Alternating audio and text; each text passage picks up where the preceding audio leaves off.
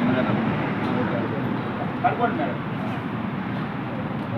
సార్కు పంపితే ఆయన కూడా ఇంకా కొంచెం ముందుకు తీసుకెళ్ళడానికి చాలా మంచిగా ఉంది. ఫుడ్ చాలా సూపర్ గుడ్ క్వాలిటీ ఉంది. పడుకోండి మేడం. మనకి ఇలాంటి ఫుడ్ మన ఇంట్లో తినడం తప్ప బయట ఎక్కడ తినలేదు. ఇంత మంచి ఫుడ్ ఎక్కడ తినలేదు.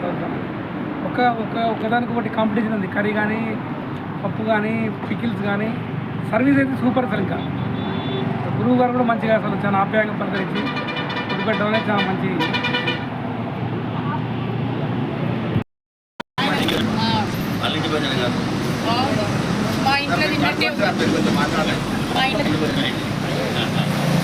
బాగుంది, చాలా బాగుంది ఫుడ్. విడిచిస్తున్నా చాలా బాగుంది. ప్యూర్ వెజ్ తిన్నా. చెప్పాలంటే ఏంటంటే గురువు గారు చాలా ఇప్పుడు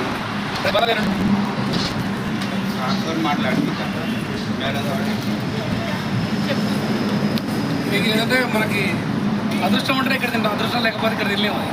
దేవుడు చేసి తప్ప మనం తినలేము. పప్పు అయితే ఇంట్లో చేసుకున్నట్టే. పప్పు కానీ అల్లం వెల్లుల్లి వాసన లేకుండా మంచిగా సాత్వికమైన ఫుడ్. కొంచెం వేడి, ఈ వేడి ఒక్కటే ఇది ఉంది కానీ మిగతా చాలా బాగుంది. సూపర్ ఉంది సార్. కొంచెం ఇది ఎక్స్టెండ్ చేసుకొని పెద్దగా చేసుకుంటే చాలా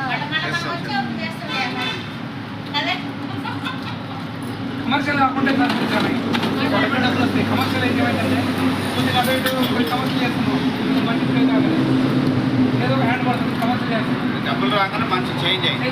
దానివల్ల ఏంటంటే క్వాలిటీ పడిపోతుంది, మొత్తం పడిపోతుంది. నాణ్యం పేరు కోసమే